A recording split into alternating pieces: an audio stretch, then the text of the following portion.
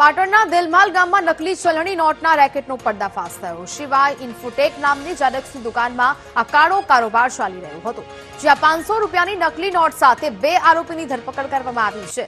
આરોપી નિકુલ ઠાકોર ઝેરોક્સની દુકાનમાં કારસ્તાન કરતો હતો। એક કિશોરને સાથે રાખી પ્રિન્ટરમાં આ નકલી નોટ બનાવતો હતો। પોલીસે સ્થળ પરની 500ના દરની 492 નોટ, પ્રિન્ટર સહિતનો મુદ્દામાલ જપ્ત કર્યો છે। એક આરોપી અને 1 લાખથી વધુનો મુદ્દામાલ જપ્ત કરી કાર્યવાહી આગળ વધારી કૌભાંડમાં સંડોવાયેલા અન્ય 3 શખ્સની શોધખોળ શરૂ કરવામાં આવી છે। સંવાદદાતા ભરત ફોન લાઈન પર જોડાયા છે। ભરત, દેલમાલ ગામમાં નકલી ચલણી નોટનો રેકેટનો પર્દાફાશ થયો, શું વિગત?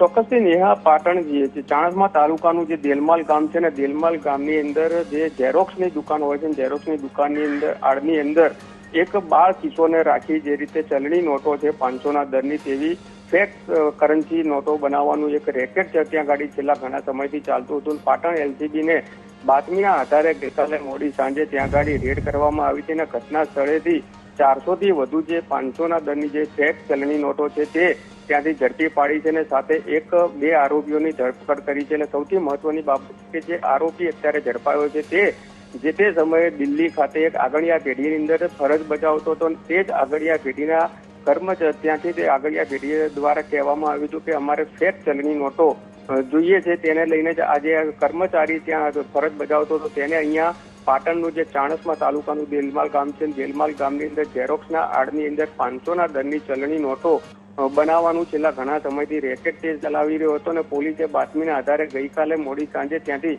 400થી વધુ 500ના દરની ફેક ચલણી નોટો ઝડપી પાડી છે અને 2 જણની ધરપકડ કરી છે। અને આ જે સમગ્ર રેકેટની અંદર 3 લોકો અત્યારે ફરાર છે અને પોલીસે તે દિશાની અંદર પણ તપાસ હાથ ધરી છે। પરંતુ સૌથી મહત્વની બાબત છે કે જે દિલ્હી ખાતેનું જે ચલણી નોટો હતું તેનું પગેરું ક્યાં સુધી પહોંચે છે તે દિશામાં પણ પોલીસ અત્યારે તપાસ કરી રહી છે। જી બિલકુલ ભરત, જાણકારી બદલ આપનો આભાર।